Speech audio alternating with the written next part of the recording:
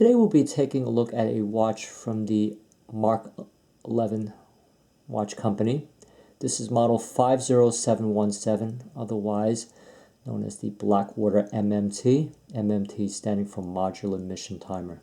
Now Mark 11 is a small independent brand based out in Lancaster, Pennsylvania here in the US.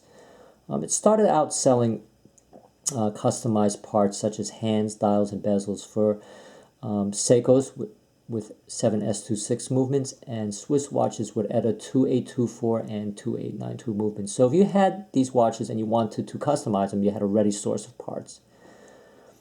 Soon after, Mark 11 decided to offer up their own line of watches, and their watches can best be described as being inspired by some of the great military watches of the past. Now, this particular watch was configured to resemble a Benrus Type I. Let me backtrack a bit here. I also wanted to point out that even within their own collection of watches, you can also customize them to a greater or lesser extent. I could have chosen a different bezel, a different set of hands, and a different dial, but I wanted mine to resemble a Benrus Type I. Now, the Benrus Type I was a wristwatch offered to American Special Forces during the later years of the Vietnam War up to the late 70s.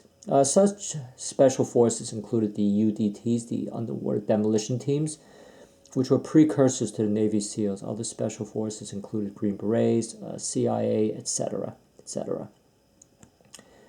Now, the case is crafted from 316L steel.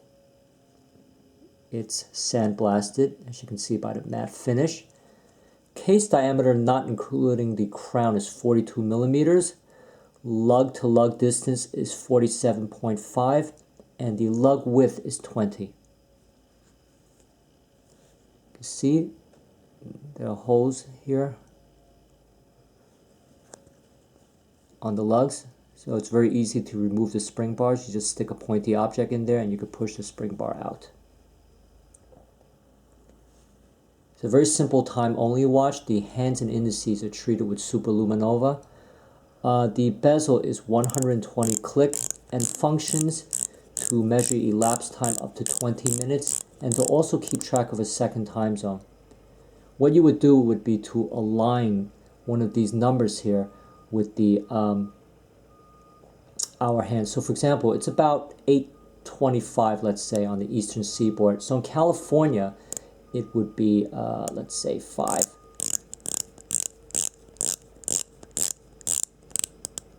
So that's how you read off the second time zone, okay?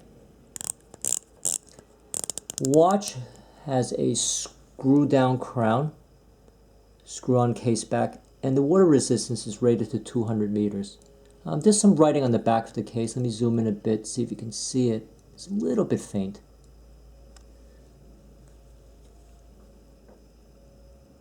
There you go. Water resistance 200 meters, stainless steel 316L. Automatic 2824 movement, which we'll talk about in a bit, sapphire crystal. And these are some of the other specs. Wristwatch dive and Mark 11 Corp US serial number and model number.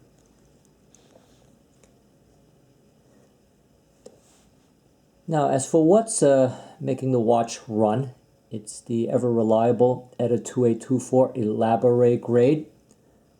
I want to digress a bit again and talk a little bit about the various grades of 2824. Now, the entry-level grade is standard, followed by elaborated, or elaborate in French, top and chronometer. All these grades differ in terms of the timekeeping tolerances that are allowed, the types of materials used for the various parts of the movement, and the number of positions to which the movement is adjusted. On this particular watch, or on this particular movement, this elaborate grade movement, the watch is adjusted to 3 positions in the factory. I do want to point out that when Mark 11 gets the movement, they adjust up to 6, so the movement is tweaked. The balance is nickel gilt and not gluciador. I believe nickel gilt balance is a little bit more prone to, a little bit more influenced by temperature changes. And the daily rate tolerance is plus and minus 7 seconds a day. Power reserve on this watch is slightly under 40 hours. And as for precision of timekeeping, accuracy of timekeeping, this watch is currently doing +2 to +3 seconds a day.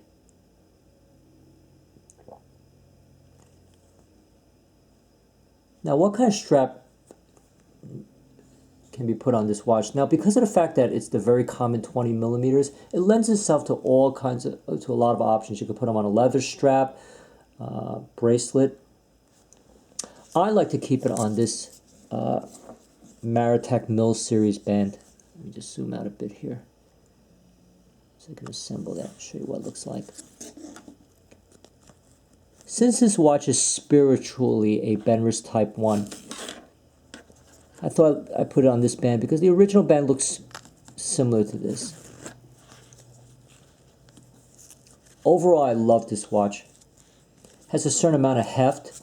The size is just right. Timekeeping is beautiful. It's very utilitarian. And I like the black and white tuxedo look as well, and the matte finish. If there could be any improvement to this watch, it would be to use an acrylic crystal. Now, if I didn't mention it before, this crystal is sapphire, and it's double domed. Double dome means that the anterior surface is domed, as is the posterior surface. So this crystal gives it a kind of a vintage kind of look, vintage sort of vibe. But acrylic would have been best. Really, really give it that warm glow of acrylic. I think let me show you how to operate the watch. It's as many of you have guessed, you unscrew the crown like so. First position is winding, pull it all the way out. It's hand setting.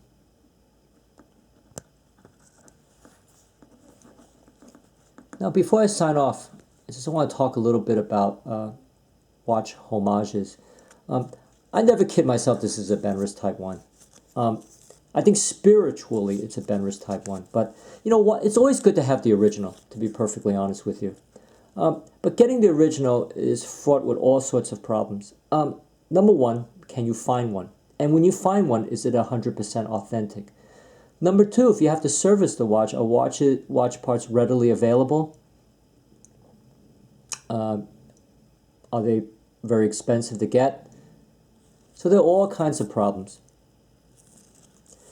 With this watch, my thinking is this. In an alternate universe, if Benrus were to reissue this watch, what would its modern incarnation look like, or feel like, or be like?